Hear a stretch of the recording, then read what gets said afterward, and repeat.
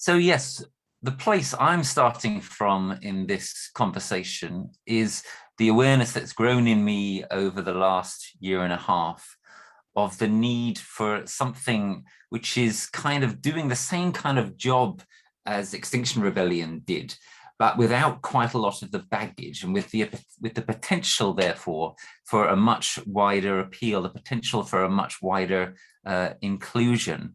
And I've been thinking, therefore, about what are these kinds of barriers to entry in activism, and trying to develop this proposal for a moderate flank to take advantage of the space that Extinction Rebellion's success in consciousness raising has opened up, that will a moderate flank that will be able to be genuinely inclusive where Extinction Rebellion didn't quite manage to be. So those barriers are things like not feeling like you need to get arrested, not feeling like you need to be a hippie, not feeling like you have to be left-wing, not feeling like you have to be green, not feeling like you have to be bought into the whole agenda of identity politics. And my belief is that if we're going to get somewhere this decade, it won't come through further radical flanks, at least not in the next couple of years for sure. But it will come through exploiting that space that XR and Greta have opened up. It'll come through something like a new mass distributed, genuinely inclusive, semi-joined up, what I'm calling moderate flank. And therefore thinking about these barriers to entry is really important. So that's why I started then thinking about the question of, well, is there something in the warp and weft of activism that could be itself a barrier to entry? And that's what took me to your book, Anthea. Right. So, so I've been thinking about the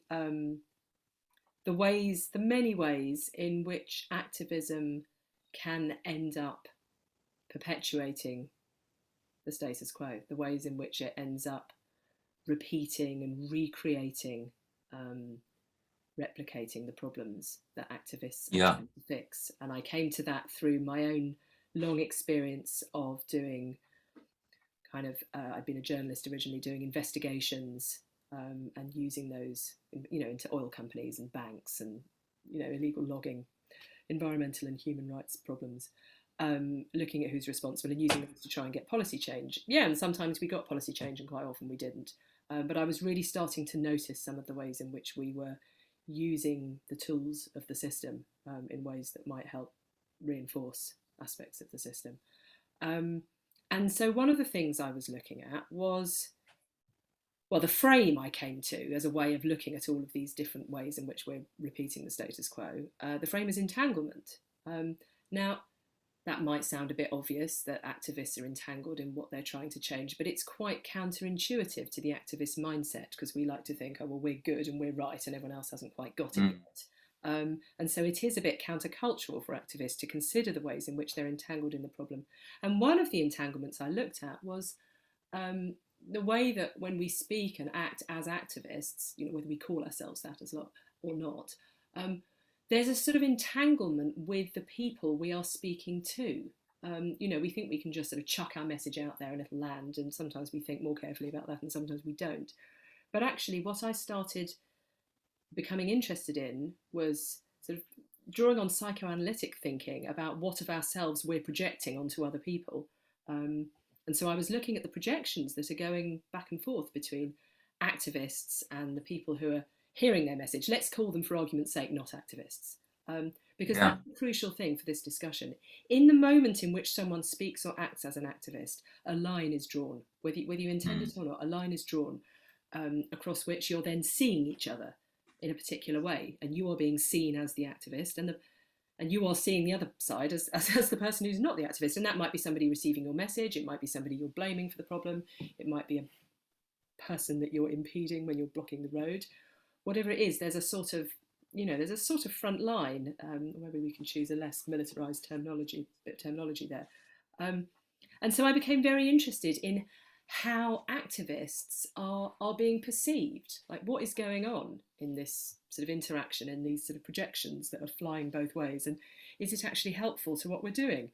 And so I went and interviewed people about how they perceive activists, and the same stuff was coming up again and again and again. Now, okay, being hypocritical, being righteous, being angry, you know, those things, yes, they are the cliche. They are the cliche of activism. You know, they're in the stuff that gets sort of put in sort of lazy journalism, but there are also some truths in it. And so I became very interested in the things, that the aspects of the script that activists are speaking from, or that people are speaking from when we do activism, that we might not realise are getting in the way. Yeah. And you know, righteousness is a really key one of those. Now, the real meaning of righteousness is defining yourself as right, specifically in opposition to someone else who is wrong. And Yes. and that is a description of the dynamic that so often occurs, even in movements. You know, XR explicitly tried to, you know, we're not going to blame and shame. You know, we want to draw people in, but blimey, it was still happening. Every form of activism I've ever done, whether it's kind of professional or grassroots, out in the streets, or kind of like lobbying in institutions, there has been a perceived feeling, whether you admit it or not, of some kind of superiority, and that's just one of them. So yeah, so that's where I think this meets your what you've been expressing about the need to have a much wider movement that's accessible to more people, because the ways that we're getting in the way are really part of that. Yeah, and the thing that's exciting to me about your approach is you're drawing attention to these ways in which activism can create resistance, can be counterproductive, etc. And then one can start to imagine, and you do some of this in the book, start to imagine how to reduce some of those things, and how to do the kind of thing that XR tried to do, and how to do it even better, and so forth. And that's all really good. But then the point I started to reach, really, it was at your book launch that it really crystallized very, very clearly for me, was the thought, but even if that all gets done really well, that sort of becoming aware of the shadow in activism and so forth, even if that all gets done really well, is there still going to be a problem? And is the problem going to be that the image of activism, the idea of activism, will somehow kind of lag behind even the kind of best and most careful and most reflective activists?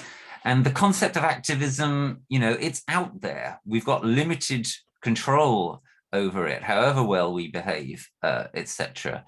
And what occurred to me, and I then immediately saw the fit with the work I was doing on building a moderate flank. What occurred to me was, so hang on, you know, as an activist who's been among activists for so many years, maybe I'm missing the fact that there's a sense in which the very idea of activism is the ultimate barrier to entry here, and that the vast majority of people are just unlikely to ever get on board with something if it's going to require for them to be regarded or to be labelable as an activist. And that's really how the idea of this dialogue came into being, with the thought of, well, what if we explore this as possibly, as I say, the ultimate barrier to entry? Maybe what we need to do, if we're actually going to get mass action on the climate, etc., if we're actually going to achieve, for instance, the kind of bold ideas I've got around a moderate flank or flanks, you know, we'll come to that more perhaps, is to actually get beyond the requirement to be an activist at all. Right, absolutely. Now, there's a couple of things to say at this point. So one of them is, you know, there are always going to be a set of reasons, you know, which we can look at through different lenses as to why some people are not going to be comfortable doing activism, right? So, you know, the sociologists would look at, you know, what the movements look like, you know, their capacity to attract people, you know, in any given sort of climate. You know, the climate psychologists might be looking at, you know, the values action gap and why it is that people, you know, might hold certain values and not be able to match that with the action, you know, and some of the really interesting work there, like René Lertzman, is looking at, you know, it's not a gap at all, it's filled with a tangle of confusion and fear and other stuff that gets in the way of acting. And then, you know, the political psychologists might be looking at, you know, personality types and family histories, and, you know, that the effect that those factors have on your political disposition and your likelihood of taking an oppositional stance politically, you know, more generally. And, you know, the social psychologists might be looking at, you know, the in and out group boundaries that are drawn, and, you know, how attractive those are to certain people, you know, and the way that activism does that. And, you know, the psychoanalysts are looking at the projection stuff that's going on, and all of that is true. So, you know, the sort of assumption that it has always been very easy for me to make, and I think a lot of people who do activism make, which is that if somebody is not active, they don't care, just simply doesn't, you know, in the light of all of those perspectives, it just doesn't follow. Yes. And yet Absolutely. There is this gap, sort of between caring and action. Now, another thing that we absolutely have to look at this point is the now, what is it that makes people activists, right? I mean, in very, very simplistic and crude terms, we can say that people do it because they're fighting for the conditions of their own life. You know, they've had to turn to activism because, you know, and there are plenty of examples of that. And there's also turning to activism of some kind from a sort of position of conscience. So you're not currently being troubled personally by that. Yeah. Now, environmental activism in the UK has historically and traditionally, and to a great extent, fallen into the latter version. It's not the only kind of environmental activism. There's lots of examples of people, often marginalised people, who are living in places that are more polluted and are fighting for the conditions of their life and doing it that way.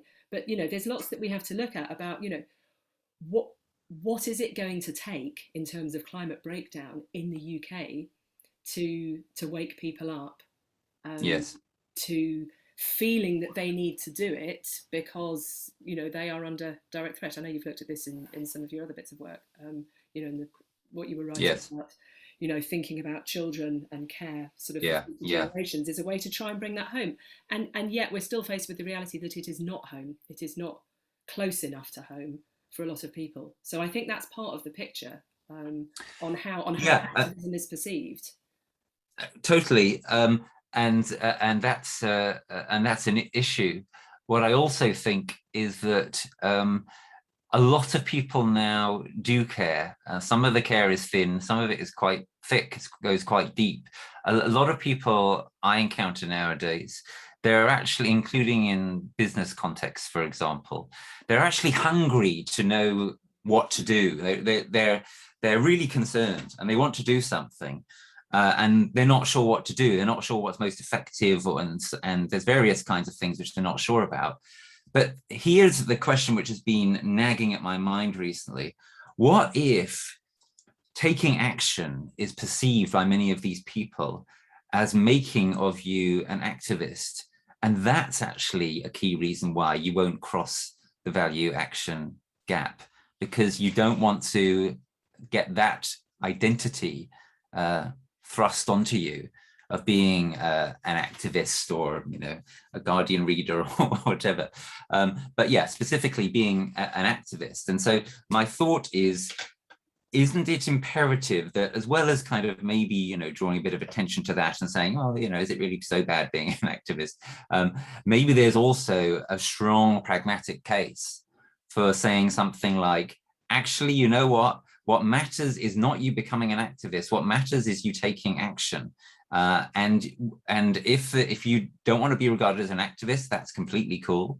And actually what we need in workplaces and businesses and communities and so forth is a lot more people to take action, who, by the way, may, by taking action without kind of regarding themselves as activists, with all the kind of psychology that, as you say, goes along with that, Anthea, they may provoke less counter reaction than activists often provoke.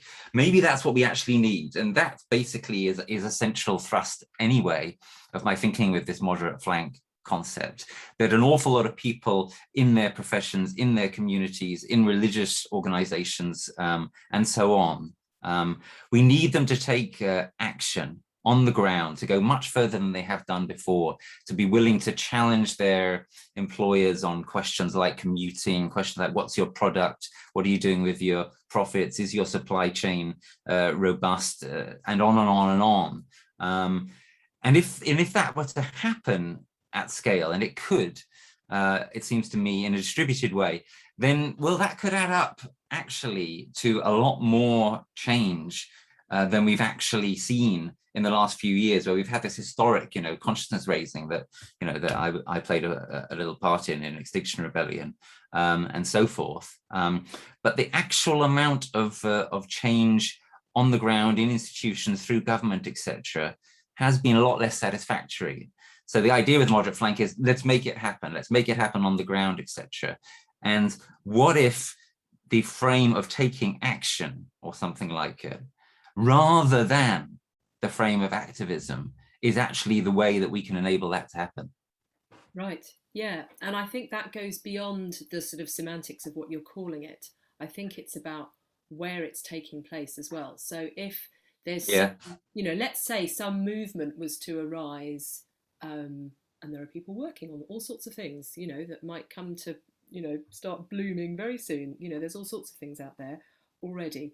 And if it still is somewhere where people are not, and I'm using where not just geographically, but in terms of I understand as well, it will still go into the activism category, which is why the point about workplaces is so interesting, and about schools, which for lots of parents, that's where you have your kind of locus of kind of meeting people and sociality around, the thing that you are doing, which is looking after kids. Like things that can be done in places where people are already, like where they are spending their time and doing their work, feel less like they are, this other form of activity. Yeah, no, that's a great point. That's a great point. Activism, so often, especially in the environmental movement, but perhaps more generally, activism is very much about, we're going to kind of go and kind of do something and make something that needs to happen.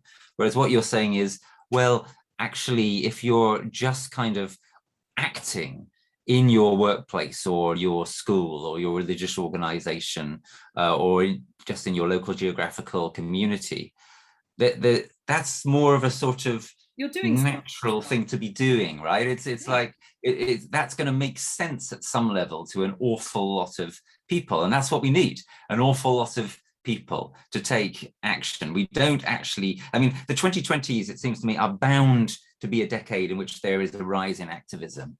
But I think if we stake everything on that rise in activism, we're almost certainly going to fail. What we need additionally is these huge numbers who do or will see activism as a barrier to entry, to start to act where it's kind of pretty easy for them to act. I mean, workplaces are absolutely key, because that's where most people spend so much of their time. And as Marx, of course, famously observed, have so much of their power. If we actually started to get this kind of mass action in workplaces, an example I've talked about in some of my writings is Lawyers for Net Zero, which are trying to kind of do this kind of thing. And they're very much going down this track of action rather than activism. Right, but you know what? That'd be hugely exciting. What's another word for action in a workplace? We have this amazing technology for that. It's called a trade union, 50%. Yeah, absolutely. We don't need to reinvent it. 50% of public sector workers. Okay, it's more of a problem for private sector. The numbers are low, it's like 13-14%. It's not much. It's absolutely clear. And another part of this, which I think is key, is people need to be taken into this in a way that makes sense to them and doesn't feel like too much of a big ask. For most people, joining Extinction Rebellion, let alone sitting in a motorway or something, is miles too big of an ask. But doing something in your workplace, including, as you say, starting off with protecting your own rights, etc., well, that's not such a big ask.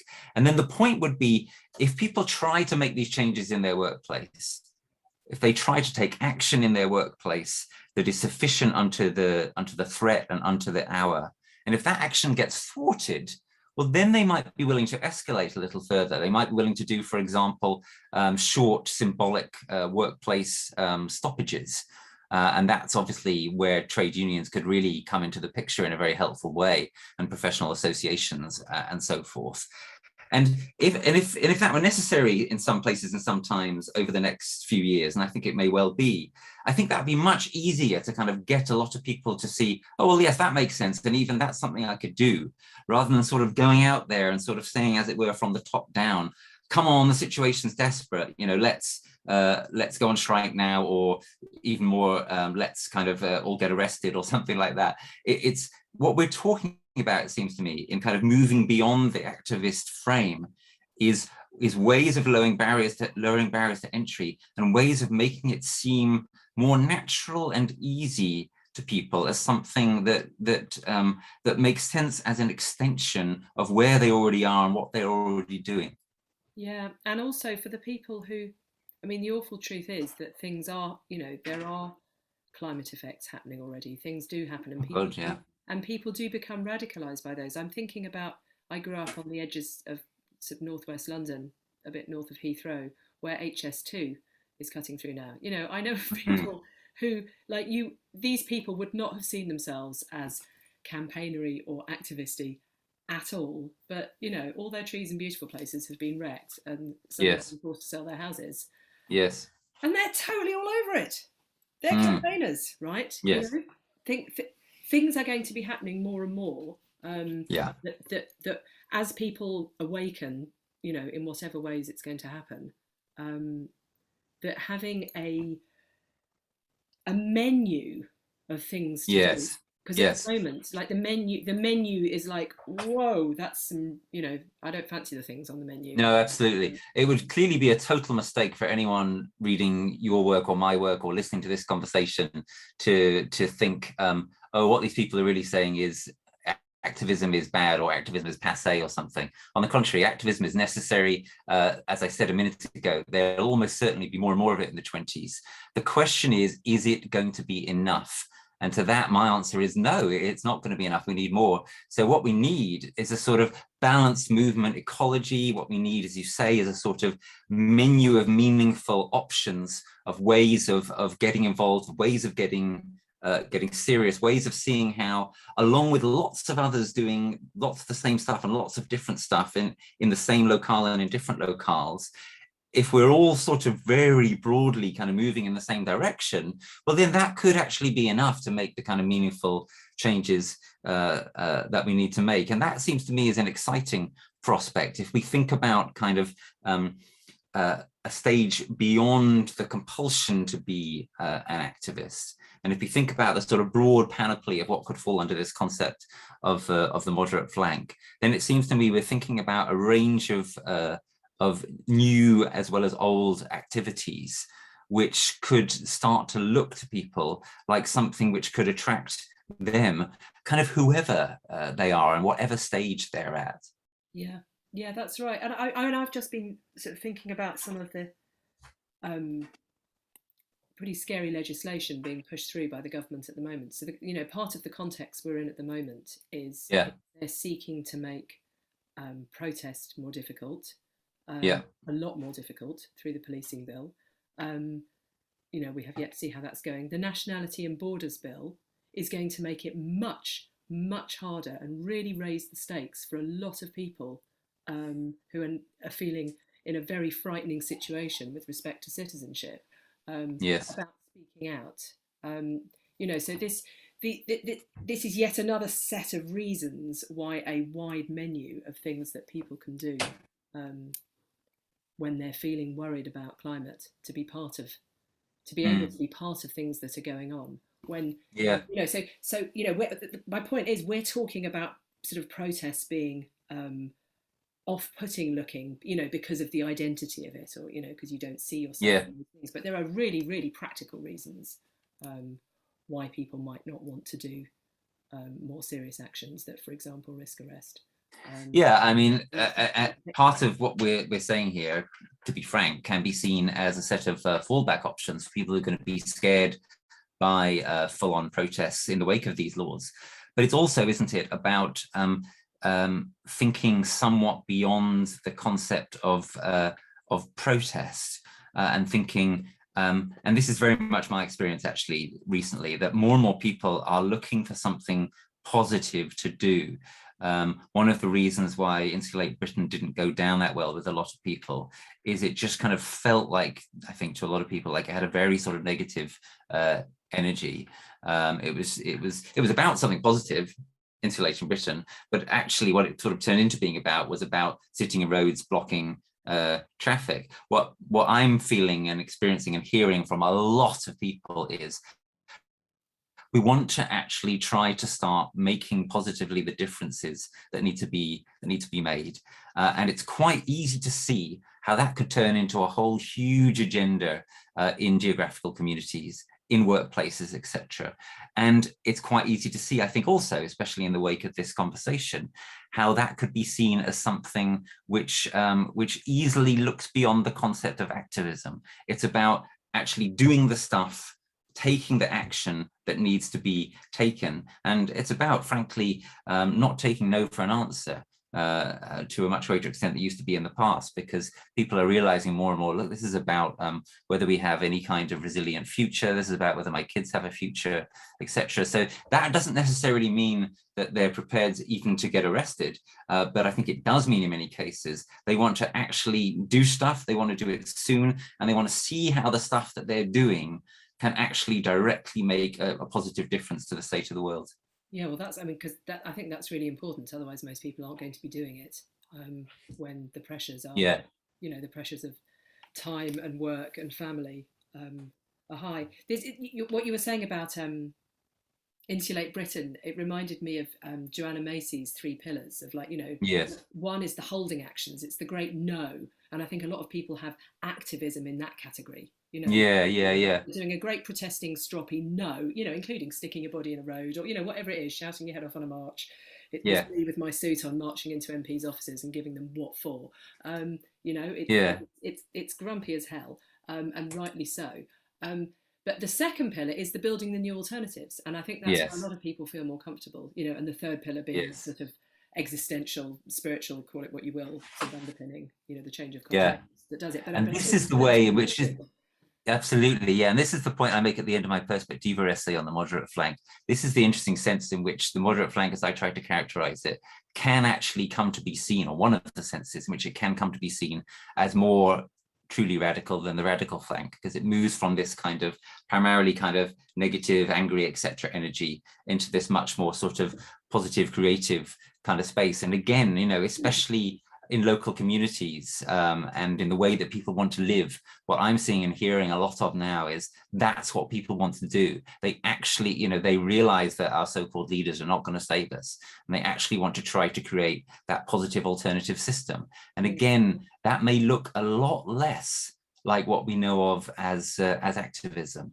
Yeah, I mean, I always want to be careful when I'm talking about anger, because it's useful, right? Absolutely. It's an energy, as they say. Yeah, and it's not for anyone to say that anyone else's anger isn't justified, right? None of us know. Of course, most of it is justified, absolutely. In their situation. But yeah, it kind of like gets turned into that, kind of shouty sort of trope of no activism. Whereas if it becomes your identity, and if it becomes what the campaigning is all about, then you're probably on a hiding to nothing. Yeah, it's tricky though, because I think there are ways of, I like this sort of image of a fire that, if you've got loads of kind of like hot, fast burning fuel going on your fire, you'll get sort of engulfed in the anger as well. And it'll take you with it, and you'll burn out quite quickly and not have anything left. Yeah, absolutely. So I'm in danger of getting into kind of like, burning CO2 kind of metaphors. That's one of my concerns about where the school climate strikers are at now. I think they're so angry, and it's totally understandable, it's totally justified. I worry that they're going to burn out, and they're not going to attract. And I think that what we desperately need is a sort of balanced portfolio of emotions. We need the anger, we need the grief, we need the fear. We also need the determination, of course, and we need the love and the care, and that needs to be suffusing it all, and that will, if you keep returning to that, that takes you into this positive dimension more. We were playing with this term before, Anthea, recovering activist, which is a sort of jokey term, but it does feel to me as though it has a little bit of truth in it. When I look back at my time and over the last generation, and especially over the last few tumultuous years, there can be a lot of wounding in being involved, and you say this again in your book, in being an activist, and some of that's probably inevitable, and some of it's probably good. But is it possible that we could find ways of helping to lead and energize ways of doing some of the stuff that needs to be done, which is a bit less sort of tied up with anger, with a kind of negative, resistive takedown sort of energy, and a bit more about kind of creating the new world, and then it might be easier to recover, or you might have less to recover from.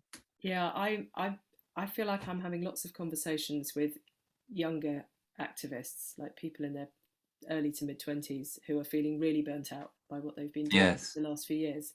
And I'm in my mid-40s. I feel like I've been through a sort of 20-year cycle of my own of campaigning, that maps onto a particular series of events and the things that I've been doing in it, and I've not been doing what they've been doing the last few years because I've got children and I have to negotiate time off to go and sit on Waterloo Bridge with Extinction Rebellion or whatever it is. Mm-hmm. But still, I'm really interested, and I wanted, as part of the research I did for the book, to talk to people who'd been doing their campaigning for a long time, because I'm really interested in what it takes to keep going. Because that really sort of incendiary, combustible energy is not always lasting.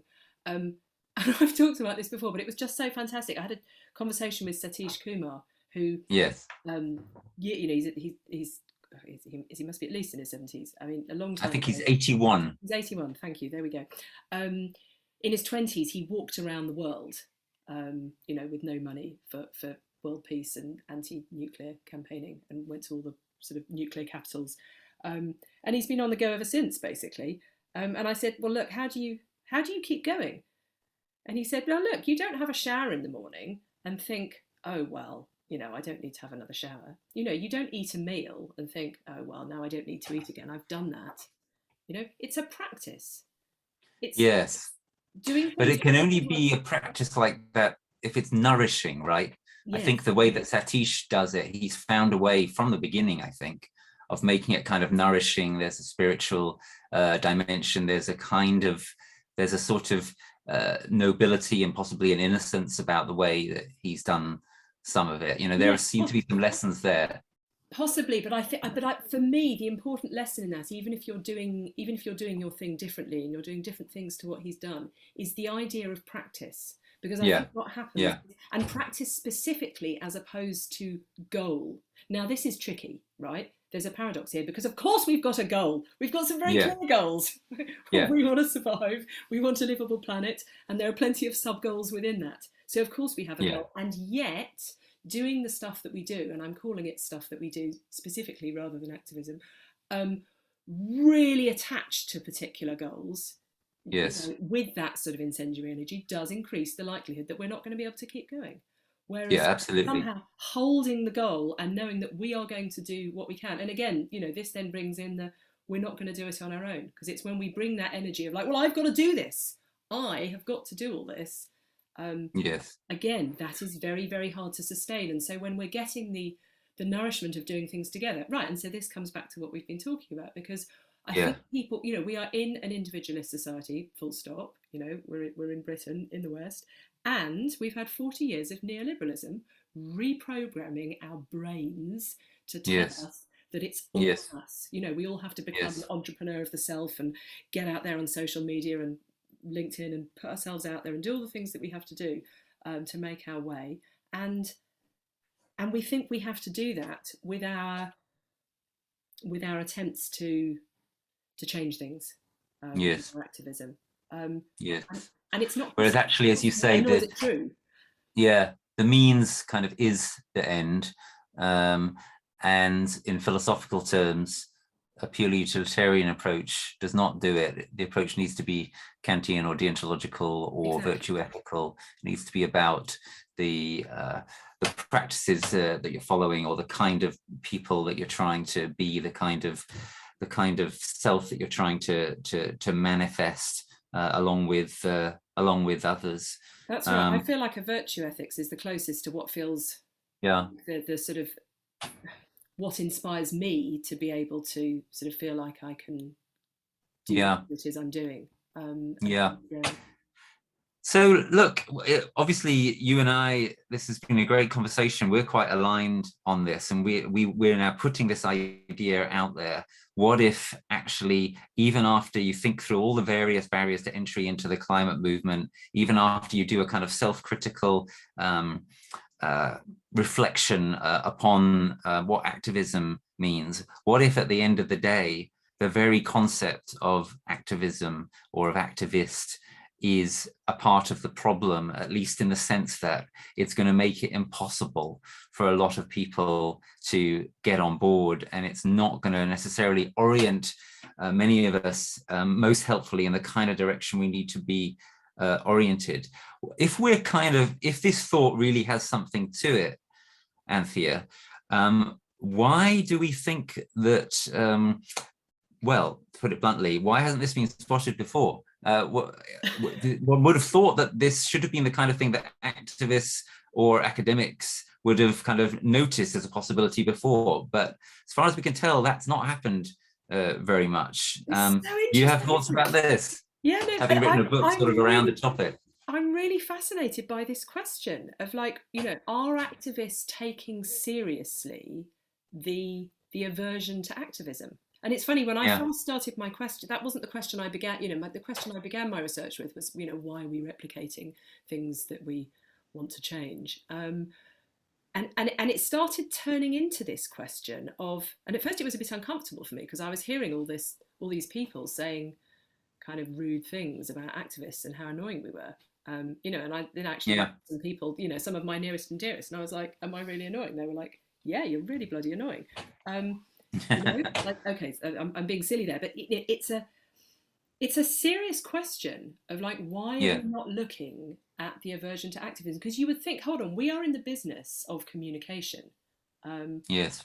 Now I think there are a number of reasons for this. One of them is I find this very interesting, the way that progressive and sort of left-leaning people, I think, tend to be kind of unwilling to look at the sort of interior of human nature, to use some of the insights of psychology. Now, part of this is what our culture does. We have a polarizing culture that separates the material from the mental, for example. Yeah, good. And so that is happening as part of it. So a lot of activist types, for example, do not want to be labelled as spiritual. Right, exactly. And that's all part of that allergy, because, of course, you know, we want to be serious. We're serious about changing the politics, and we're so focused on the politics. But I think part of that is the sort of the polarization of the culture coming through us. And it's really interesting, isn't it? So the insights of, let's say, you know, Freudian psychology onwards, you know, got picked up by the advertisers very quickly. The commercial world picked that up, in the 1920s? You know, Bernays using Freud's insights to sell stuff back to us. The neoliberals are all over it. You know, there's that talking about it. You know, economics is just the method. The object is to change the soul, or whatever the quote was. You know, like, that's really looking at, you know, then you can get in, you know, you can look at it in Foucauldian terms and look at governmentality and, you know, the state creating us as the citizens that it wants, you know, in order to, you know, sort of like best keep the system going, that those in power want. And so sometimes it feels like left and progressive are the last people to be actually looking at the interior of it. And looking at the interior is what we have to start doing if we're saying, well, why are people being put off by what we're doing? Questions like, also, are we really thinking about how our messages are landing? For a lot of campaigns, in the last 10 years, just over 10 years, the sort of gateway drug to thinking about the psychology of how our message has been landing is framing, which the Common Cause Foundation started. I think the first reports that Tom Crompton was doing was at WWF in about 2009, and they've built on that since. And now, Class are doing really good stuff on framing, Neon are doing good stuff on framing, that really, quite often campaigners are putting out duff messaging that actually activates framing is about the deep kind of held mental pictures that people have of the world. And you can trigger the wrong stuff if you talk about, for example, migrants in a way which activates people's kind of hostility towards them. It's really easy to get that wrong. So people are starting to come to that, but I think the sort of deeper questions of, why do we want to, why is it that people are so kind of put off by everything we're doing is uncomfortable.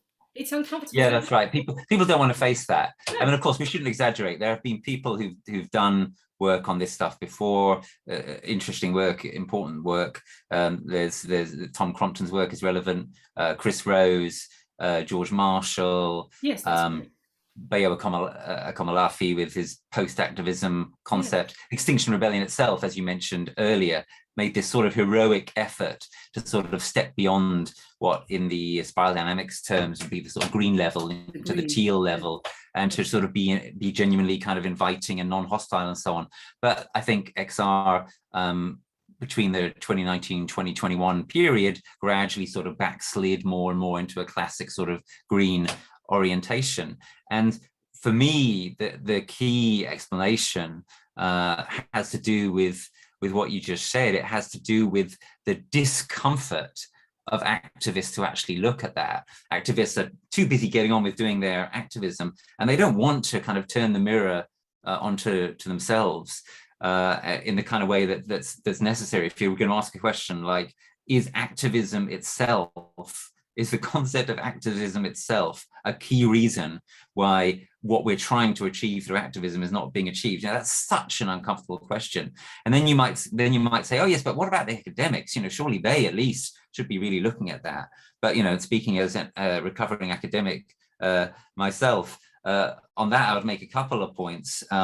Firstly, most academics actually feel jealous of activists and guilty at not being more of an activist themselves, especially probably the ones who actually work on activism.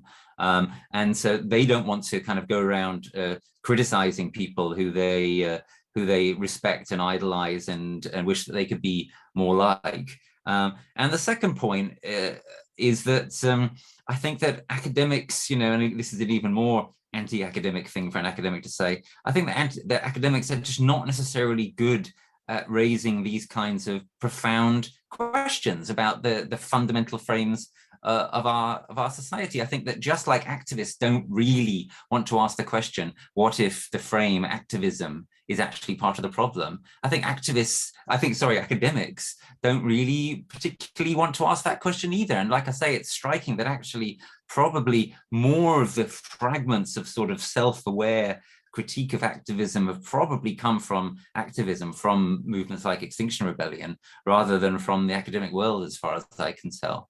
Yeah, I noticed in my reading in the sort of social movement studies literature, I noticed, there were areas of interest that, there was a strong focus on some of the emotional stuff. There's been a sort of emotional turn in looking at some of what is going on in the psychology and under the surface. But there's and people are conscious of this, but it's exactly what happens in activism. It's the same pattern of valorizing and putting on a pedestal the sort of most, when I say activisty, I mean the stuff that we hold as the cliche, the big protesters. Yes. I've done some interesting workshops where you get people without any sort of priming or sort of preambular discussion. You get people to do that, constellate themselves in the room, where you're like, do you consider yourself an activist? That end is really activist and that end's not. And it's really interesting what happens, because people are placing themselves not according to what they've actually done. There's hilarious discrepancies in what people have actually done and where they put themselves in the right. But according to what they think counts as activism. And I'm curious. I'm not in a position to say it is so, but I'm curious about whether the way that certain actions are and certain activities are researched in academia sort of picks up that thing. Now, the really interesting thing about that, and it's relevant for thinking about what a moderate flank looks like, is when we are sort of saying, yes, this is activism and this is not, there's a risk that we don't see a whole load of stuff that is happening already. Yeah. You know, and we sort of like, you know, charge in on white horses and go, oh yes, right, come on, well, we need to start up a movement and do all these things, you know, because even with our sort of wanting to do something that isn't too activisty, you know, there's a risk that still kind of primed with our ideas of what counts as activism and what doesn't, we won't notice stuff that's going on. So Yes. you know, I think that's why it's really important, you know, for all of us to be really sort of vigilant. Yeah, and that perhaps really is a good place to end. That the price of not being captured, not being made unfree by concepts like activism is eternal vigilance. We need to reflect on these things, and we need to consider these uncomfortable possibilities. We need to consider whether the very thing that many of us want to identify as is part of the reason why we're not succeeding in making the kind of changes that we so badly need to make. I mean, and if that's right, then we need to make sure that we make space for what comes, if you will, after activism that tries to really change things in the serious way that we need, without buying into the constraints of this concept. Yeah, that's right. And I think in order to maintain that vigilance, I think we also need to develop our awareness of what we've been seeking in activism. You know, we can seek good. We can seek that oh, it feels so great, that lovely togetherness of you know, if which is lovely, which is great. And if we look at the alienation of modern life, modern consumer life, you know, where we might be spending lots of hours working, and you know, the culture has been sort of like turned into something where you have to pay money to do a lot of things. You know, being able to get together with a bunch of people and have some fellow feeling and do something that feels useful, it's amazing. It's life-giving. It's restorative. Yes. And you know, that is obviously a really, really good reason to do it. But also we can get attached to, you know, the stuff that comes with the activist identity. And so being conscious of what's good about those things, but what they're also creating, you know, in their wake, can also be helpful. Totally agreed. Let's leave it there. Thanks, Anthea. All righty, thank you.